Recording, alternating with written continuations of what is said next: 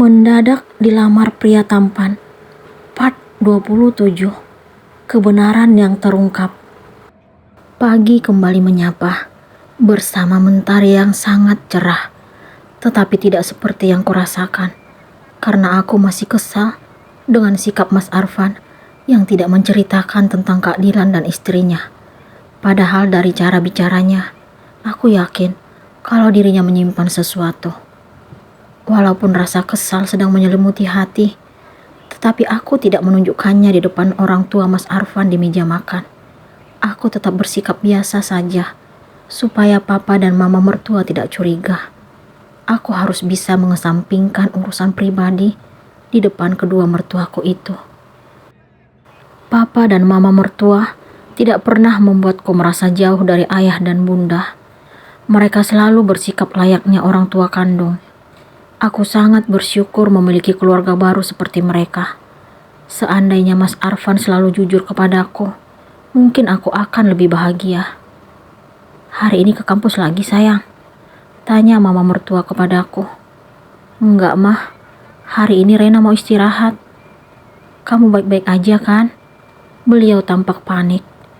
Semalam perut Rena kram lagi, Mah. Mas Arfan membuka suara. Mama temanin ke dokter ya? Mama mertua memegang tanganku. Rena baik-baik aja kok, Mah. Rena istirahat aja. Nanti juga pasti enakan. Aku berusaha meyakinkannya. Kalau setiap Fandi ajak ke dokter, jawabannya pasti gitu, Mah. Padahal semua demi kebaikan dia dan anak kami. Kenapa sih Mas Arfan harus bicara seperti itu? Aku tidak ingin membuat kedua mertuaku khawatir. Sebaiknya langsung cek ke dokter, Nak. Nah kan, papa mertua juga angkat suara. Iya, Pak, Mah. Nanti Rena perginya sama Mas Arfan aja. Aku akhirnya mengiyakan permintaan kedua orang tua itu. Mas Arfan pun meminta izin kepada papa mertua karena telat masuk kantor hari ini.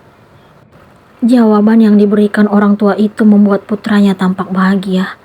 Papa mertua meminta Mas Arfan libur saja dan fokus menemaniku. Setelah selesai menikmati sarapan, aku dan Mas Arfan memasuki kamar untuk bersiap-siap. Sebelum berangkat ke rumah sakit, ia terlebih dahulu menghubungi dokter yang sejak awal memeriksa kandunganku. Namanya Dokter Desi, wanita yang sangat lembut dan ramah. Dokter Desi meminta agar aku dan Mas Arfan ke rumah sakit sekitar 1 jam lagi karena ia masih di rumah. Sebelum pergi, kami memilih duduk di sofa. Tetapi aku menjaga jarak dari Mas Arfan. Aku sangat bingung dengan hatiku saat ini. Mungkin karena terlalu banyak berpikir, aku merasa kurang fit. Kok duduknya jauh-jauhan, sayang? Tanya Mas Arfan. Ia pun menggeser posisi duduknya hingga tubuh kami bersentuhan. Kamu masih marah? Aku pengen santai, Mas. Jangan bahas itu sekarang. Aku ingin menghindar dari pertanyaan yang membuatku harus berpikir. Boleh aku tahu siapa cowok yang dulu kamu cintai? Sebelum nikah kamu pernah bilang gak bisa mencintaiku karena dia. Kenapa ia harus mengungkit hal itu? Bagaimana mungkin aku mengatakan kebenaran? Apa yang akan ia katakan kalau laki-laki yang dulu aku cintai hanya ada di dunia maya? Kenapa kamu nanya itu sekarang, Mas? Aku hanya ingin tahu siapa cowok beruntung itu, karena hingga detik ini kamu belum pernah bilang cinta padaku.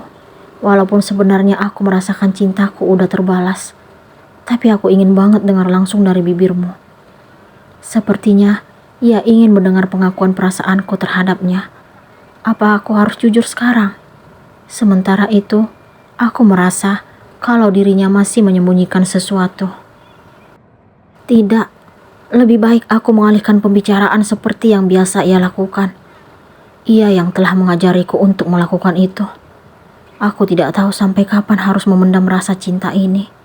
Harusnya aku bahagia karena telah berhasil membalas cintanya. Hasil pemeriksaan kandunganku 2 hari yang lalu membuat hati makin galau. Dokter Desi mengatakan kalau aku terlalu banyak mikir. Ia pun meminta agar aku tidak memikirkan hal-hal yang membuat stres. Aku tidak tahu bagaimana caranya untuk bersikap biasa saja, mengingat Mas Arfan yang penuh dengan teka-teki. Detik ini saja, aku masih tetap ingin tahu kenapa ia seolah-olah mengenal Kak Dilan dan istrinya. Mendengar dirinya memuji kecantikan istri mantan kekasihku itu, aku makin yakin kalau ia menyimpan sesuatu yang belum aku ketahui. Jika saja hubunganku dengan Kak Dilan dulu nyata, bukan hanya lewat media sosial, aku akan jujur siapa dirinya di depan Mas Arfan. Namun kenyataannya, aku tidak bisa mengakui orang yang dulu aku cintai kepadanya. Aku tidak mampu menjawab pertanyaannya. "Kamu mikirin apa, sayang?" tanya mama mertua kepadaku. Saat ini, kami sedang bersantai di ruang TV. "Nggak ada, Mah. Aku tidak mungkin menceritakan yang sebenarnya kepada wanita itu." "Kenapa dokter Desi bilang kamu stres? Apa kamu belum siap hamil karena belum wisuda?" Pertanyaan mama mertua mengingatkanku tentang penolakanku dulu dengan kehamilan ini. Aku kembali merasa bersalah. "Enggak, Mah. Rena tinggal nunggu info wisuda aja. Kemarin ketemu Bu Riani untuk bahas nilai tertinggi. Rena diminta untuk menerima penghargaan mewakili predikat cum laude. Nanti pas acara wisuda, Mah." Aku dengan bangga menceritakan prestasi yang kuraih karena kerja keras selama ini. "Mantu mama hebat, dapat predikat cum laude. Selamat ya, sayang." Mama mertua tampak bahagia. Papa mertua juga turut mengucapkan selamat. Sementara Mas Arfan hanya menunjukkan barisan gigi putihnya. Entah apa yang ia pikirkan karena sebelumnya aku belum pernah mengatakan hal ini kepadanya. Ia yang telah memaksaku bersikap seperti itu. Jika ia tidak membuatku menebak-nebak apa yang ia sembunyikan, aku pasti akan bercerita tentang apa yang aku dapatkan kepadanya. Namun, mungkin dirinya lebih suka menyembunyikan hal-hal yang membuatku banyak berpikir. "Ternyata kalian suami istri yang kompak ya?" Mama mertua kembali membuka suara. "Maksudnya gimana, Mah?" tanya aku penasaran. Aku tidak mengerti apa maksud beliau. "Fandi kan baru dapat penghargaan juga tuh." "What? Penghargaan? Kenapa Mas Arfan tidak cerita kepadaku?" Aku melihat Mas Arfan tampak gugup. "Penghargaan apa, Mah?" Aku kembali bertanya. "Salah satu novelnya akan diangkat jadi sinetron." "Novel? Apa Mas Arfan seorang penulis?" "Novel apa, Mah?" Rena nggak ngerti. "Jadi, kamu nggak tahu kalau suamimu penulis?" "Mama tiap hari baca novelnya." "Kamu juga sering lihat Mama baca novel Fandi?" "Dilan itu gabungan nama Mama, Papa, dan Arfan. Cindy, Mandala, dan Arfan." "Tidak. Permainan apa ini? Jadi, selama ini aku mencintai suamiku sendiri. Kak Dilan dan Mas Arfan adalah orang yang sama." Ternyata dugaanku selama ini benar. Mas Arfan menyembunyikan sesuatu yang tidak aku ketahui. Kenapa ia melakukan ini?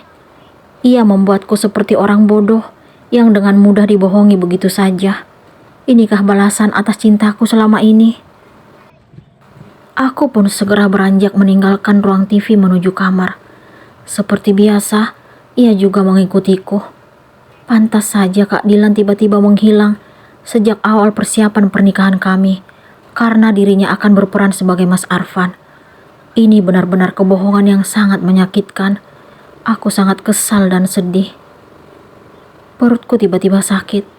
Aku hampir terjatuh sebelum mengempaskan diri ke tempat tidur. Tetapi Mas Arfan langsung meraih tubuhku. "Sayang, maafin aku." Ia memegang tanganku setelah kami duduk, tetapi langsung aku tepiskan. "Dasar pembohong. Kamu itu orang paling hebat yang pernah aku kenal. Kamu hebat karena membuatku seperti orang bodoh dan polos yang tidak tahu apa-apa."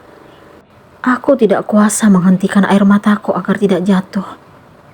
"Aku bisa jelasin semuanya, sayang. Aku gak butuh. Antarkan aku besok pagi ke rumah orang tuaku. Aku akan cerita pada ayah dan bunda kalau menantu pilihan mereka ternyata seorang pembohong." "Apakah Renata akan benar-benar pergi ke rumah orang tuanya?"